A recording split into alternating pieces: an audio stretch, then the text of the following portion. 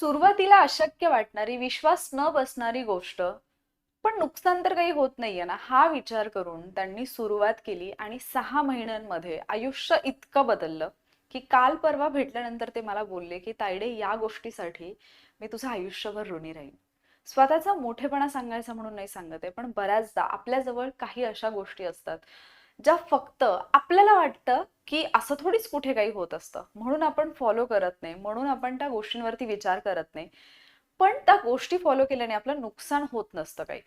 म्हणून ऍटलिस्ट आपण ट्राय करून पाहायला पाहिजे. आज मी तुमच्यासोबत जी गोष्ट शेअर करणार आहे ना, ती ऐकल्यानंतर तुम्ही सुद्धा थक्क व्हाल. आणि सगळ्यात सुरुवातीलाच क्लिअर करते, कुठल्याही प्रकारचा क्लिक बेट नाहीये, कुठल्याही प्रकारे काहीतरी इन्फॉर्मेशन द्यायची म्हणून देत नाहीये. मी माझ्या आयुष्यामध्ये अनुभवत असलेल्या काही गोष्टी आणि त्याच्यासोबतच माझ्या आजूबाजूचे जे लोक आहेत त्यांच्या आयुष्यामध्ये जो काही बदल होतोय या एका छोट्याशा गोष्टीमुळे, फक्त त्या 10 मिनिटांमुळे, ती गोष्ट तुमच्यासोबत शेअर करायची. उद्देश फक्त हा आहे की तुमच्यापैकी फक्त एकाने जरी हे फॉलो केलं आणि त्याची जरी लाईफ चेंज झाली तरी सुद्धा मला खूप आनंद होईल. ठीक आहे. तर गोष्ट अशी आहे की आपण खूप वेळा ग्रॅटिट्यूड बद्दल बोलतो. तुम्ही सुद्धा खूप वेळा ऐकलेलं असेल की आपल्याकडे ज्या पण गोष्टी आहेत त्याच्यासाठी आपल्याला थँक्यू म्हणता आलं पाहिजे, ग्रॅटिट्यूड जो आहे तो दाखवता आला पाहिजे, डेली बेसिसवरती आपल्याला काही अफर्मेशन्स करता आले पाहिजेत.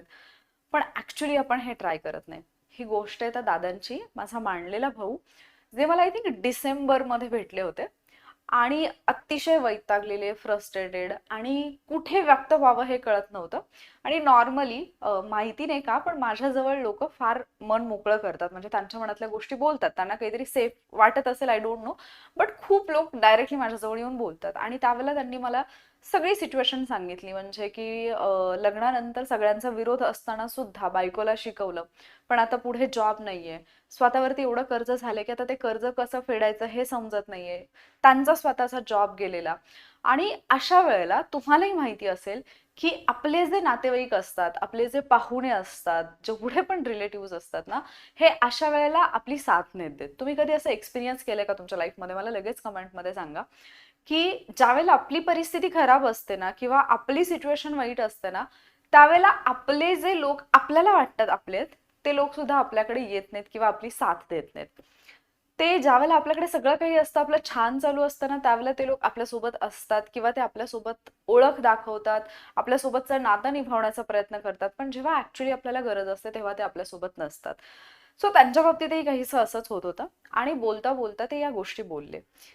त्याच्यानंतर मी थोडंसं ग्रॅटिट्यूड वरती विश्वास ठेवते, म्हणून मी त्यांना फक्त एक गोष्ट विचारली की ठीक आहे, तुम्हाला असं वाटतं ना की सगळं काही वाईट आहे, आता एक 5 मिनिट बसा आणि मला अशा 10 गोष्टी सांगा, ज्या 10 गोष्टींसाठी तुम्ही नशीबवान आहात.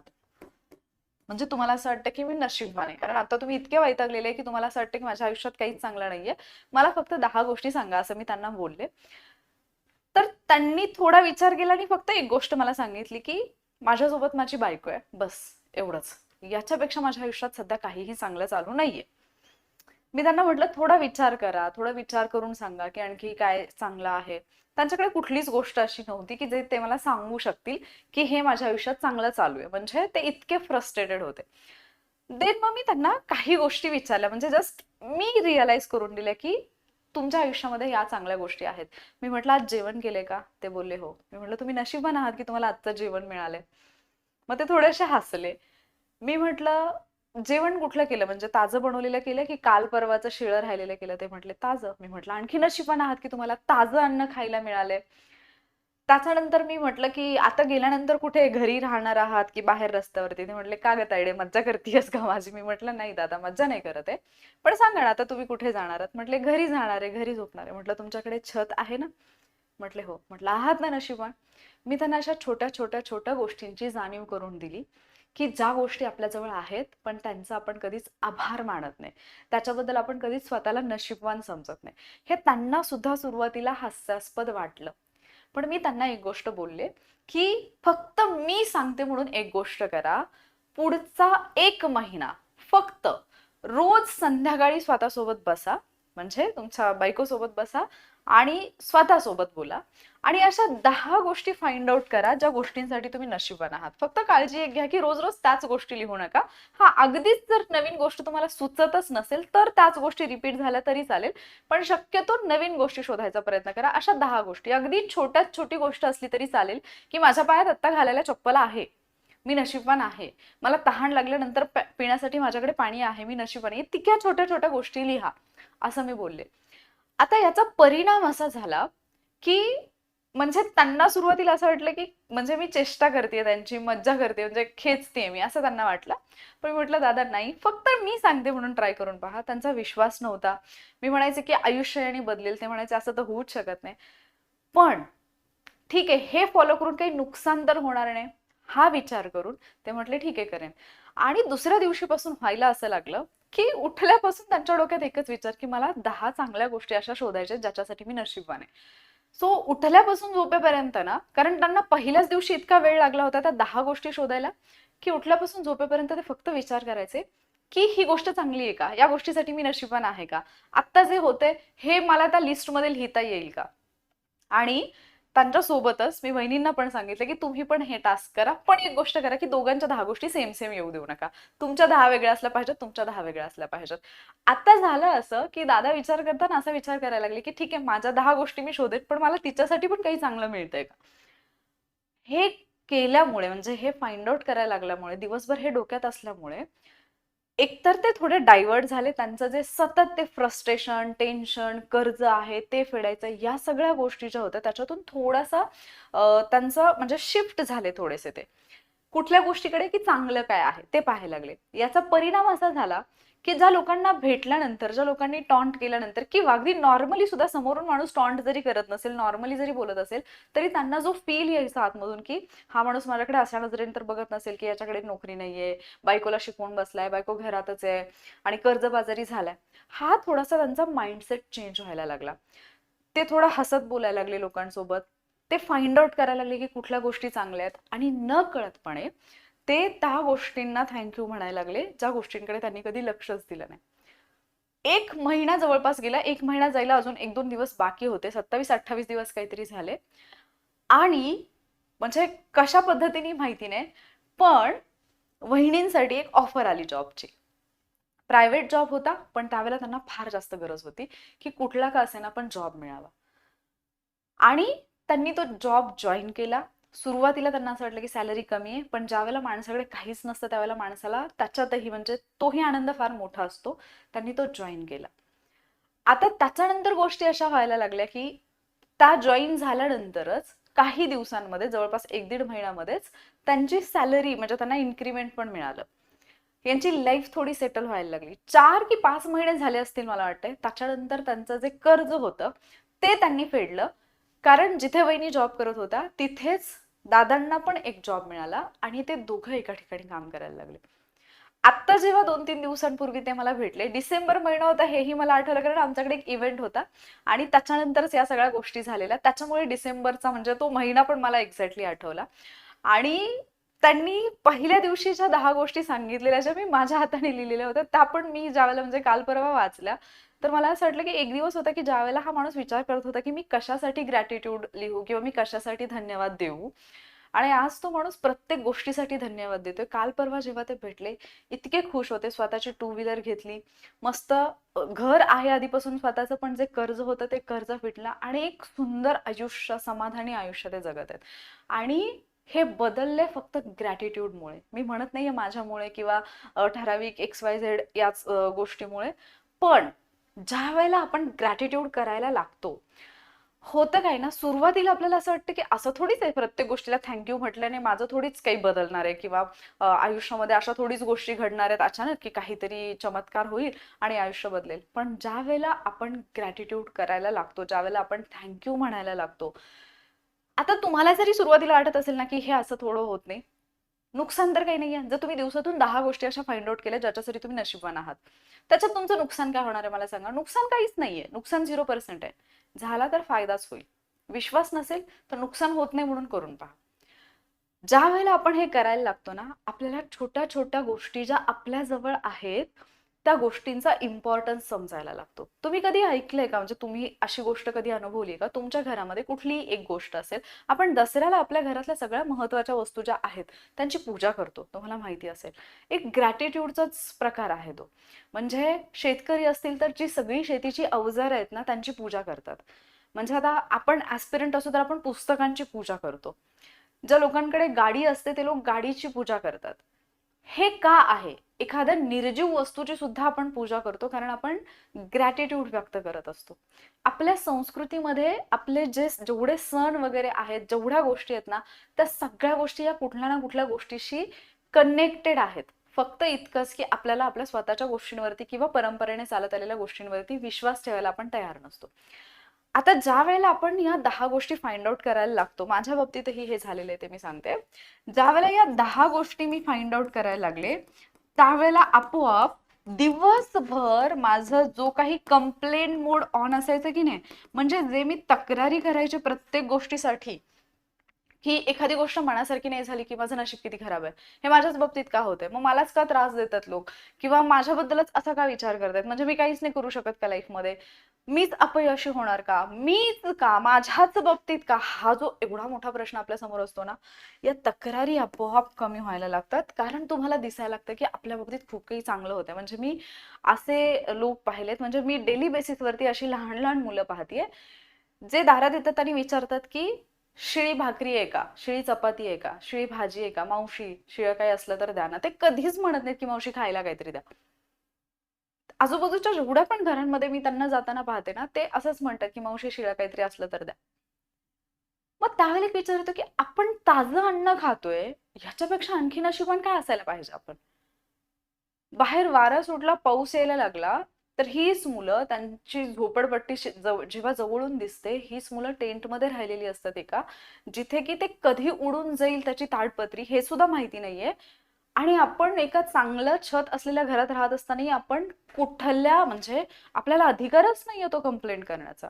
ज्यावेळेला हा तुमचा अप्रोच शिफ्ट होतो, तुम्हाला आजूबाजूची प्रत्येक गोष्ट जी आहे ना ती लक्झरी वाटायला लागते. आजूबाजूची प्रत्येक गोष्ट तुम्हाला हा फील करून देते की तुम्ही काय लॅविश लाईफ जगत आहात.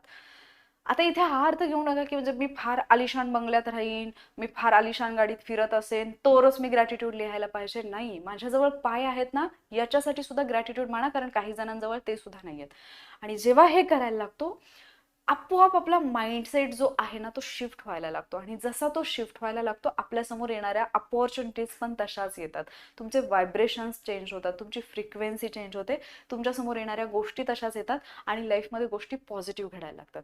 मागच्या आठवड्यातलं उदाहरण, जर माझे स्टुडंट असेल, म्हणजे कोणी जर वॉरियर ऑफिसर या प्लॅटफॉर्मवरून डायरेक्ट इकडे आलेलं असेल, तर तुम्हाला एक गोष्ट आठवत असेल, मागच्या 8 दिवसांपूर्वी, 8 ते 10 दिवस झाले असतील, जेव्हा मी लाईव्ह सेशन ट्राय केलं होतं. तुम्हाला आठवतं का? सगळ्यात पहिलं लाईव्ह सेशन आय थिंक मी 9:30ला सांगितलेलं होतं.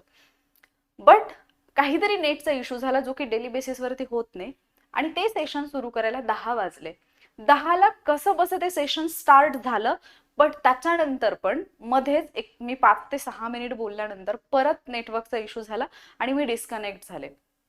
परत कनेक्ट झाले, पण मी पहिल्याच सेशनमध्ये फ्रस्ट्रेट झाले की हे काय आहे, म्हणजे हे सेशन मला घेण्यासारखं नाही वाटत आहे. आणि त्याच्यानंतर पण काय झालं की पुढचं लाईव्ह सेशन मी नंतर परत शेड्यूल केलं की ठीक आहे मी नंतर घेईन. नेक्स्ट लाईव्ह सेशनला लाईटचा प्रॉब्लेम झाला, इन्व्हर्टर काम करत नव्हता, म्हणजे त्याच्यामुळे बोर्ड चालत नव्हता, कॅमेरा चालत नव्हता. अगेन मी फ्रस्ट्रेटेड झाले. त्याच्यानंतर आयोगाची अपडेट आली ऑनलाईन एक्झाम बद्दलची. आता ऑनलाईन एक्झामची अपडेट आल्यानंतर पण मला तो व्हिडिओ रेकॉर्ड करायचा होता, मला ती अपडेट मुलांपर्यंत घेऊन यायची होती. अगेन बोर्ड बंद. मी व्हाईट बोर्डवरती ते लेक्चर जे आहे ते घेतलेले तुम्हाला आठवत असेल. आणि हे सगळं का होत होतं? कारण मी पहिल्यापासून ऑनलाईन लेक्चर्स बद्दल, इव्हन मी व्हिडिओमध्ये सुद्धा लाईव्ह लेक्चर्स बद्दल ही गोष्ट खूप वेळा बोलली आहे की लाईव्ह लेक्चरमध्ये ज्यावेळेला टीचर एखादा पॉईंट एक्सप्लेन करतोय आणि काही कमेंट येतात, तर टीचर त्या कमेंट्सचे रिप्लाय देण्यामध्ये गुंततात आणि लिंक तुटते. आणि मग कधी कधी जो अर्ध्या तासाचा कंटेंट आहे, म्हणजे ऍक्च्युली मला अर्धा तास जो अभ्यासाशी रिलेटेड कंटेंट माझ्या समोर येणार आहे, तिथे माझा 1-1.5 तास जातो. म्हणजे बाकीचा जो वेळ असतो तो फक्त इकडच्या तिकडच्या गप्पांमध्ये गेलेला असतो. अँड देन ज्यावेळेला 5-6 सेशन्स माझे असेच झाले की जिथे मला काही ना काहीतरी अडचण येत गेले, सेशन डिले होत गेले, किंवा मी अगदी लाईव्ह सेशन सुरू केलं तरी काहीतरी नेटवर्क इश्यू येत गेला, देन मी एका रात्री बसले आणि त्या दिवशी मी फक्त ना होपोनोपोनो प्रेयर केली, जिथे मी सॉरी म्हटले, प्लीज फॉरगिव्ह मी म्हटले, थँक्यू म्हटले, आय लव्ह यू म्हटले. अँड ट्रस्ट मी, त्याच्या नेक्स्ट डेला जे मी सेशन घेतलं, जवळपास 1.5 तास झाला असेल त्या सेशनचा, म्हणजे 1.5 तासाचं ते सेशन मी लाईव्ह घेतलं. कुठलाही नेटवर्क इश्यू नाही, कुठलाही पॉवर कटचा प्रॉब्लेम नाही, कुठेही कनेक्शन म्हणजे आवाज किंवा स्क्रीन जे आहे कुठेही इमेज बफर झाली नाही, काहीच नाही. आणि खूप छान पद्धतीने मुलांनी मला प्रश्न विचारले, मी त्याचे आन्सर पण दिले. हे का झालं? कारण जो माझा बिलीफ होता ना आधीपासून की नाही होऊ शकत लाईव्ह लेक्चर, आणि लाईव्ह लेक्चर कसे चांगले नाहीयेत, हा जो काही एक माझ्या डोक्यामध्ये विचार होता, तो कुठेतरी त्या होपोनोपोनो प्रेयरनी मी लेट गो केला. आणि ते नेक्स्ट डे मला त्याचा रिझल्ट मिळाला आणि त्याच्यानंतर सलग 4 की 5 सेशन्स मी लाईव्ह घेतले विदाउट एनी नेटवर्क इश्यू किंवा पॉवर कटचा प्रॉब्लेम किंवा कुठलाही अदर इश्यू. म्हणजे जेवढा ग्रॅटिट्यूड काम करतो होपोनोपोनो प्रेयर, तर माझ्या बाबतीत मी सांगते की मी स्वतःच्या बाबतीत कदाचित माझ्या काही स्ट्रॉंग बिलीव्स असतील त्याच्यामुळे असेल, पण मी हे खूप एक्सपिरियन्स करते की माझ्या लाईफमधल्या माझ्या जवळच्या ज्या व्यक्ती आहेत किंवा मला जेन्युनली ज्यांच्याबद्दल कन्सर्न आहे, अशा व्यक्तींच्या बाबतीत होपोनोपोनो प्रेयर जेव्हा मी करते, तर असे म्हणजे ना जस्ट मिरॅकल झाल्यासारखे, काहीतरी मॅजिक झाल्यासारखे बदल त्यांच्या लाईफमध्ये मला दिसतात. आणि आय डोंट नो व्हाय, पण ते बदल माझ्यापर्यंत येतात. मला असं वाटतं की हां, कदाचित त्यांचं नशीब असेल, त्यांच्या चांगल्या गोष्टी असतील, पण त्या गोष्टी माझ्यापर्यंत येत आहेत, ज्या गोष्टी मला रिलॅक्स फील करवतात, म्हणजे ती प्रेयर माझ्या बाबतीत काम करते. सो आजपासून तुमच्यासाठी एक टास्क आहे की तुम्हाला विश्वास असो नसो, just give it a try. Daily बेसिसवरती 10 गोष्टी लिहायला सुरुवात करा. त्याच्यातल्या 5 गोष्टी ज्या असतील, ज्यांच्यासाठी तुम्हाला असं वाटतं की तुम्ही खूप नशीबवान आहात, त्या 5 गोष्टी तुम्ही आत्ता या वेळेला विचार करून खाली कॉमेंटमध्ये लिहिणार आहात. ठीक आहे? आणि जर तुम्हाला हे लिहायचा फार कंटाळा आला असेल, तर फक्त थँक्यू एवढंच लिहा. ठीक आहे? हे थँक्यू तुमच्या देवासाठी, तुम्ही ज्या शक्तीला मानता तिच्यासाठी असू शकतं, युनिव्हर्ससाठी असू शकतं, कुणासाठी असू शकतं, पण थँक्यू लिहा. ठीक आहे? जस्ट हे तुम्ही पुढच्या 15 दिवसांसाठी ट्राय करा. तुमच्या लाईफमध्ये जे काही बदल होतील 15 दिवसानंतर येऊन याच व्हिडिओ खाली मला कमेंट करून सांगा. तोपर्यंत नाही कमेंट केली, तोपर्यंत व्हिडिओ नाही पाहिला तरी चालेल, पण 15 दिवस हे स्वतःसाठी ट्राय करा. तुमची लाईफ तेव्हा बदलेल जेव्हा तुमचा माइंडसेट बदलेल, जेव्हा तुमचे थॉट्स बदलतील, जेव्हा तुमची फ्रिक्वेन्सी बदलेल, तुमचे व्हायब्रेशन्स बदलतील, आणि ते तुम्हीच करू शकता. आणि या गोष्टी मी माझ्या लाईफमध्ये एक्सपिरियन्स करतीये. माझ्या लाईफमध्ये म्हणजे ज्या वेळेला सगळ्या गोष्टी तहस-नहस झाल्यासारख्या फील होतात, त्यावेळेला परत ते सगळं मूळ पदावरती कसं येतं हे मी खूप चांगल्या पद्धतीने एक्सपिरियन्स करते. म्हणून सांगते, म्हणून ग्रॅटिट्यूड करा. हे इतकं इम्पॉर्टंट आहे ना, आपण सहज या गोष्टी सोडून दिलेल्या आहेत, पुराणापासून चालत आलेल्या या गोष्टी आहेत. आणि म्हणून आपल्या आधीचे जे लोक होते ना, ते खूप सुखी समाधानी होते. त्यांना खूप शांत झोप लागायची, कारण त्यांच्याकडे असणाऱ्या प्रत्येक गोष्टीसाठी ते खूप ग्रेटफुल होते. ठीक आहे? सो ही गोष्ट करायला सुरुवात करा. आणि जर तुम्ही कुठल्याही एखाद्या ट्रॉमामधून जात असेल, किंवा एखादा फिजिकल पेन आहे, किंवा एखादा असं इनर पेन आहे की ज्याच्यातून बाहेर पडणं कठीण जात आहे, तर होपोनोपोनो प्रेयर करायला सुरुवात करा. जर तुम्हाला माहिती नसेल की एक्झॅक्टली कशी करायची किंवा होपोनोपोनो प्रेयर काय आहे, तर त्याच्यावरचा व्हिडिओ मी घेऊन येईन. पण त्याच्यासाठी कमेंटमध्ये प्रेयर हा एक शब्द लिहा. ठीक आहे? सो पुढच्या सेशनमध्ये मी त्याच्यावरती बोलेन, अँड डेफिनेटली त्याचा तुम्हाला खूप जास्त फायदा होईल. ठीक आहे? जर हे सेशन तुम्हाला आवडलं असेल तर व्हिडिओला लाईक आणि शेअर करायला विसरू नका. असेच व्हिडिओज जे तुमचं आयुष्य बदलवू शकतात, किंवा मी म्हणेन की तुमचं आयुष्य आणखी बेटर करू शकतात, असे व्हिडिओज मी तुमच्यासाठी घेऊन येण्याचा प्रयत्न करते. त्यामुळे जर चॅनलला तुम्ही सबस्क्राईब केलेलं नसेल तर सबस्क्राईब नक्की करा. लवकरच भेटूयात आपण पुढच्या व्हिडिओमध्ये. तोपर्यंत थँक्यू म्हणायला विसरू नका. थँक्यू.